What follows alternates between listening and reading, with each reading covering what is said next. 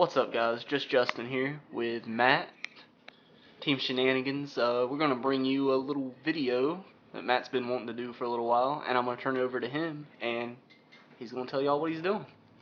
Alright, so this video is going to be completely dedicated to Great Nature. If you watched the My Grandma Plays Dope video, you heard me rant a little bit. I expressed my interest in making a full video about the clan. So this is it. If you're on Pojo and you've seen in the strategy section my thread, The Problem with Great Nature, this might seem extremely familiar to you. If not, you can go check it out. It's pretty much going to be this in written form, and this might be a little bit more organized. We'll see. So this entire thing is going to be about Leopald Great Nature. I've got Polaris here. I've been testing it. I'm still not 100% sure what I want to do with that deck. So I'm pretty much talking from experience with Leopald, and some of the mistakes I see a lot online, and sometimes in real life. I haven't met too many Great Nature players in real life, but let's see. Well, the first thing I notice is the trigger lineup. I see a lot of people talking about stands and how great stands are in this deck, and I see a lot of advocates for 6 stand, 6 crit, 8 stand, 4 crit. Here's what I run. I got 6 crit, 6 draw, 4 heal.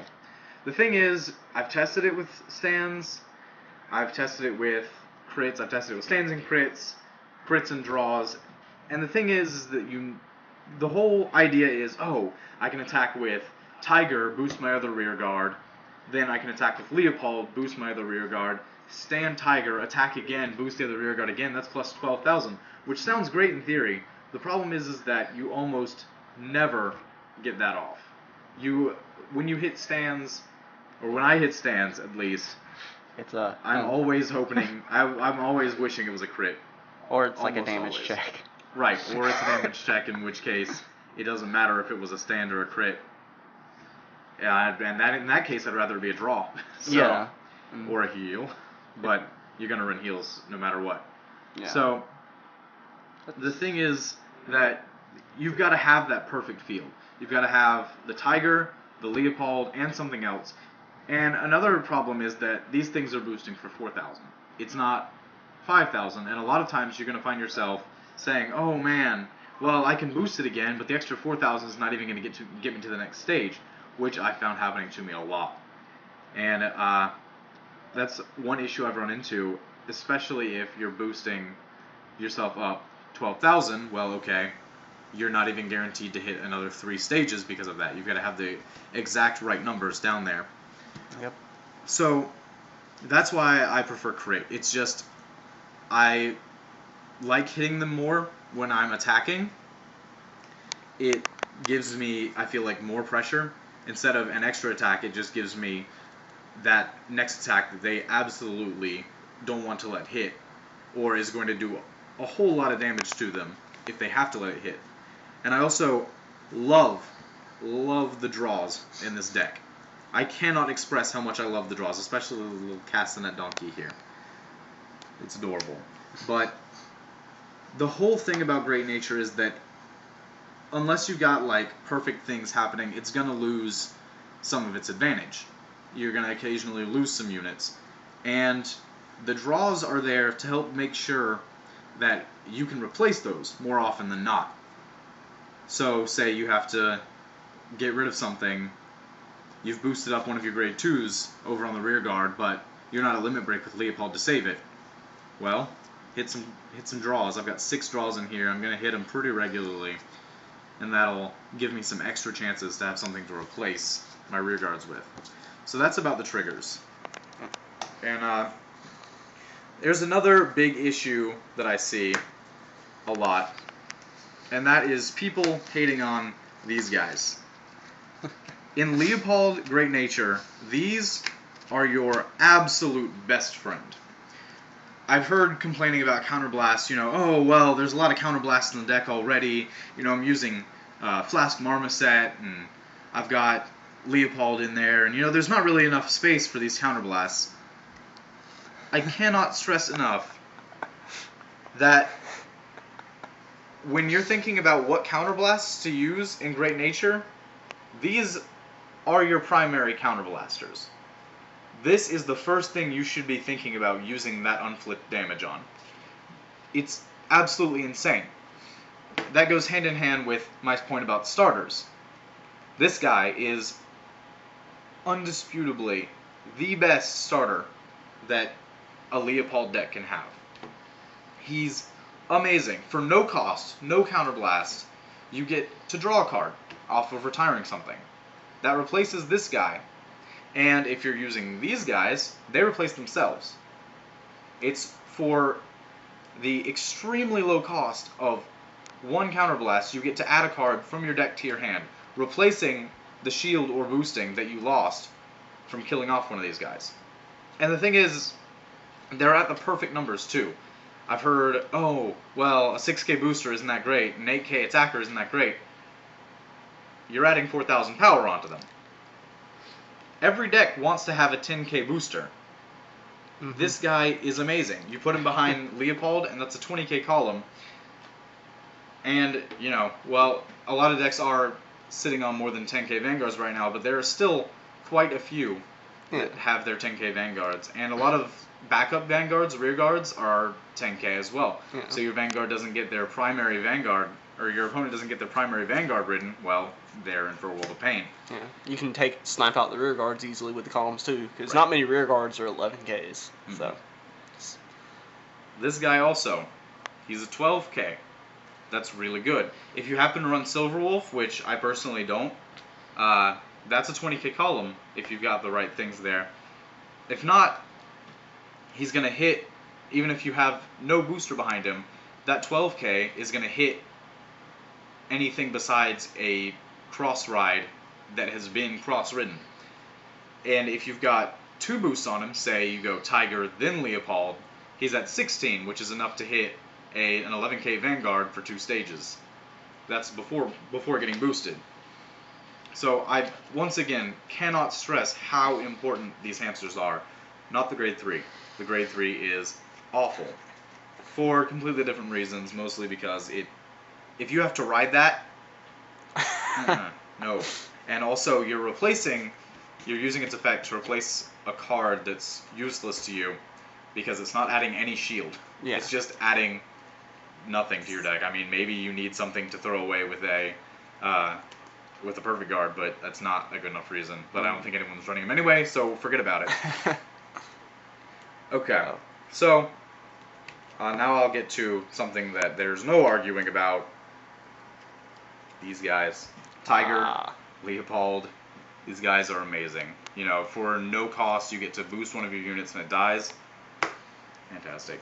As for the rearguard grade 3, I prefer to use my Bison. Mostly because if I miss riding Leopald and have to ride my backup grade 3, I like it to be something that can still kind of go with the general flow of the deck. He's pretty expensive, so I don't really like riding him, but it's at least better than, say, riding a Magnet Croc, which is very, very suboptimal. He can at least still get things going. He can use your hamsters. He can retire things for Parrot and this guy. So you can still get their effects off. These guys are another thing that's very important to the deck. I've even gone so far as to wanting to run 4 of this. I just don't have a 4th copy right now. But he's amazing. They're all amazing because these guys have no cost other than being placed on the field, or in Parrot's case, being put in the soul. And for that cost, you get to draw a card at the end phase. If you've got one of these guys on the rear guard, one of your grade 3s, or on Vanguard, or you've got Tiger anywhere on the field, something's going to be dying. You're going to get these effects off. I love it. As for the rest of the cards in the deck, perfect guards. Lions, because they're awesome. You just don't want to have too many. It's great to be retiring, but Lion is a little bit problematic, especially if you have to ride him as your grade 2. Having to ride something, or having to retire something that early might be a little bit of a problem. That 11k rear guard, like, I know me, like, my setup, I'll try to like snipe out your troublesome rear guards with my like 10k vanillas, and you can't do that against an 11k rear guard. I love flying. Then I've got a 3-stamp Sea Otter here. He's good. I actually find myself trying to ride him as my as my grade 1 a lot, just because I found that even though his effect is amazing, he can't be retired by effects at all. So pretty much he's going to stay around unless you put him on your front row and he gets attacked, which I don't see that happening too much. But the thing is, I find myself not using him a lot because I have become so attached to these guys. I love retiring these guys just for their extra abilities, and I need to retire things for my drawers. So Stamp Sea Otter is good, but not as good as he could be. As soon as Soft Tank Sloth comes out, Otter is out of the deck. Soft Tank Sloth is a 6k grade 1 that when he's retired during the end phase, Soul Blast 1 to unflip 2 damage. It's amazing in this deck. Extra hamsters, extra things to save from Leopald. It is just incredible. And just when you get to Limit Break, these hamsters become so much better than they already were, because you've got that extra intercept every turn coming from bringing back your grade 2s, or extra boosters from bringing back your grade 1s. It just, I can't stress enough how important it is to have these guys. This is, if there's one, I know I keep coming back to this, but if there's one thing Matt loves his hamsters. If there's one thing that is extremely important about this deck, it is these hamsters. They're what makes this whole thing run. Because Flask Marmoset. God. That's the problem that I see a lot, is people like Flask Marmoset. He's very expensive, and is it Counterblast 2? It is Counterblast. Is an activate ability. So awful. Counterblast 2 plus 4,000. The thing retires during the end phase. It used to be a lot better than it is now, just because it was a way to reliably kill things off, or a way to reliably boost, and also it was an activated ability. So if you wanted more power in that turn, just flip over 2 more. The problem is that it is so expensive. I wouldn't just run the grade 3 searcher over that. Exactly. I ran the grade 3 searcher back before Parrot came out, but as soon as Parrot came out, there was no doubt in my mind as to what starter I was going with. He's just absolutely over expensive, and he's just kind of a dumbed down version of this. If my backup grade 3 has an effect that I already kind of don't want to use, my starting Vanguard is not something that I want to have that same effect, but worse. So, that's the thing, is a lot of people have got... I got really quiet in here. A lot of people have got... The TV's turned down, the air conditioning just went off. Yeah. A lot of people have got Flask Marmoset there, constantly boosting things, and that's a mistake I see a lot, is using that and just thinking, oh, well, Great Nature is supposed to be about hitting the really high numbers before you kill things off. It's supposed to be just this big glass cannon. Nah. And if you do that, the problem is that you're thinking in a beatdown mentality when there are other beatdown decks that can hit better numbers more consistently without losing cards.